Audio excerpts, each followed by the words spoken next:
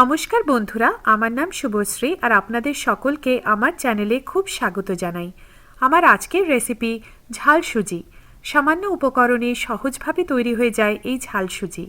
বাচ্চাদের লাঞ্চ বক্সে কি ব্রেকফাস্ট কি স্ন্যাক্স হিসেবে এই রেসিপিটা একবার নিশ্চয়ই চেষ্টা করবেন আর কেমন লাগলো জানাবেন। আমার চ্যানেল ভালো লাগলে সাবস্ক্রাইব, শেয়ার আর লাইক করতে কিন্তু ভুলবেন না।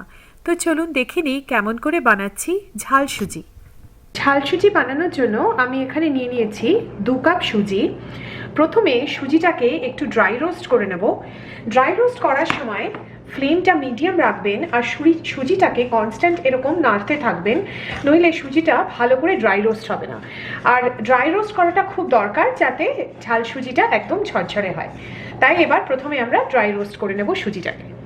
সুজিটা ড্রাই রোস্ট হয়ে গেছে, দেখছেন সুজির কালারটা একটু স্লাইটলি চেঞ্জ হয়ে গেছে আর সুজির থেকে একটা সুন্দর গন্ধ বেরোচ্ছে। সুজির যে কাঁচা গন্ধটা সেটা চলে গেছে। আমাদের সুজি ভালো করে ড্রাই রোস্ট হয়ে গেছে। এবারে একটা অন্য পাত্রতে আমি এই সুজিটাকে তুলে রাখবো। এবারে আমরা ঝাল সুজি বানানো শুরু করব। তার জন্য এখানে দিয়ে দিচ্ছি 2 টেবিল চামচ তেল, আর তার সাথে আরও দেব 1 টেবিল চামচ ঘি। আপনারা ঘিটা স্কিপ করে পুরো তেলেই রান্নাটা করতে পারেন বা শুধু ঘিতেও করতে পারেন, যেটা আপনাদের ইচ্ছে। এবারে তেল আর ঘিটাকে ভালো করে গরম করে নেব। তেল আর ঘিটা ভালো করে গরম হয়ে গেছে। এবারে এর মধ্যে দিয়ে দেব কিছু ড্রাই ফ্রুটস। আমি এখানে নিয়ে নিয়েছি বাদাম, কাজু বাদাম আর কিশমিশ, আর প্রত্যেকটাই আমি 12 থেকে 14টা করে নিয়ে নিয়েছি। আপনারা আপনাদের পছন্দ মতো ড্রাই ফ্রুটস দেবেন আর যতটা কোয়ান্টিটি আপনাদের ইচ্ছে ততটাই দেবেন, চাইলে স্কিপও করতে পারেন। এবারে আমি এই ড্রাই ফ্রুটসগুলো দিয়ে দিচ্ছি আর ড্রাই ফ্রুটসগুলোকে আমি একটু রোস্ট করে নেব। দেখবেন এই যে কিশমিশগুলো আছে এগুলো একটু প্লাম্প হয়ে ফুলে যাবে।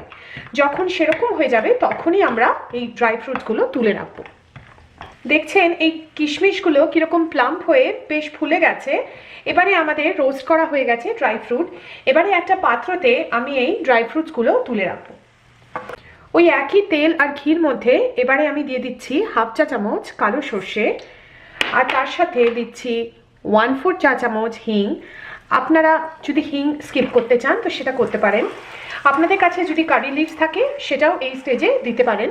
এবারে 30 থেকে 40 সেকেন্ড আমি এই ফোড়নটাকে একটু ভেজে নেব। এবারে এর মধ্যে দিয়ে দিচ্ছি ফ্রেশ আদা, যেটা আমি ছোট কুচি করে কেটে নিয়েছি। এটা 1 টেবিল চামচ মতো। আর আদাটাকে আমি মিডিয়াম লো আঁচে 1 মিনিট মতো একটু ভেজে নেব। এবারে এর মধ্যে দিয়ে দিচ্ছি একটা মাঝারি সাইজের পেঁয়াজ 150 গ্রাম, আমি ছোট কুচো করে কেটে নিয়েছি। পেঁয়াজটাকে এই 3-4 মিনিট মতো একটু ভেজে নেব। একদম লালচে করে ভাজার দরকার নেই, জাস্ট একটু সফট হলেই হবে। এবারে এর মধ্যে দিয়ে দিচ্ছি একটা ছোট সাইজের টমেটো 100 গ্রাম, আমি ছোট করে কুচো করে কেটে নিয়েছি। তার সাথে আরও দেব কিছু শুকনো মশলা, 1/2 চা চামচ হলুদ গুঁড়ো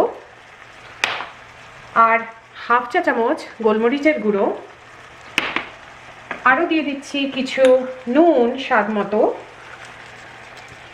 আর এবারে সব কিছু ভালো করে মিশিয়ে মশলাটাকে আমি 2-3 মিনিট মতো আরও কষিয়ে নেব। টমেটোগুলো একদম পুরো সফট হওয়ার দরকার নেই, জাস্ট 2-3 মিনিট হলেই যথেষ্ট। মিনিট হয়ে গেছে আর হলুদ গুঁড়োর কাঁচা গন্ধটাও চলে গেছে। এবারে আমরা দিয়ে দেবো কিছু সবজি। এখানে আমি নিয়ে নিয়েছি 2টো ছোট সাইজের আলু।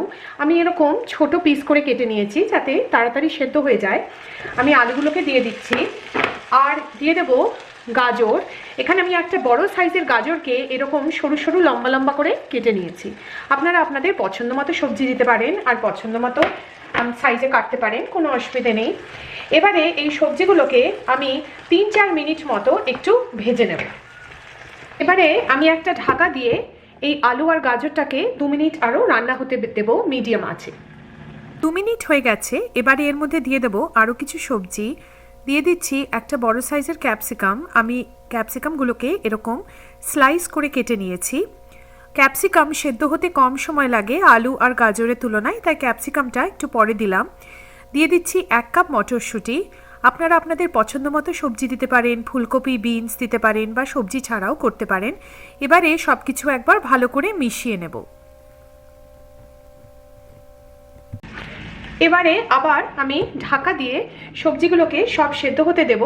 কোনো আলাদা করে জল অ্যাড করার দরকার নেই, সবজি থেকেই যে জল বেরোবে তাতেই সেদ্ধ হয়ে যাবে সবজিগুলো। সবজিগুলো সব সেদ্ধ হয়ে গেছে। এবারে এর মধ্যে আমি দিয়ে দেব আমরা যে ড্রাই রোস্ট করে রেখেছি সুজি, সেই সুজিটা আমি এখানে দিয়ে দিচ্ছি। আর এবারে মিডিয়াম থেকে মিডিয়াম লো আছে এই সুজিটাকে বাকি এই সবজির সঙ্গে আমরা ভেজে নেব। সুজিটাকে ভালো করে ভাজাটা খুব দরকার, যাতে ঝাল সুজিতে সুজিটা একদম ঝরঝরে হয়। 4-5 মিনিট মতো সময় লাগবে, আর ভালো করে নাড়তে থাকবেন যাতে সুজিটা ভালো করে ভাজা হয়ে যায়। আমি সুজিটাকে ভালো করে ভেজে নিয়েছি। এবারে এর মধ্যে দিয়ে দেবো কিছু কুচনো কাঁচা লঙ্কা। এটা অপশনাল, আপনারা কাঁচা লঙ্কা না চাইলে এটা স্কিপ করতে পারেন। কাঁচা লঙ্কাটাকে এবারে একটুখানি মিশিয়ে নেব। আর এবারে আমরা দিয়ে দেবো জল। 2 কাপ সুজির জন্য আমাদের লাগবে 2 কাপ জল। যে কাপে আপনারা সুজি মেজার করে নেবেন সেই একই কাপে কিন্তু জলটা নেবেন।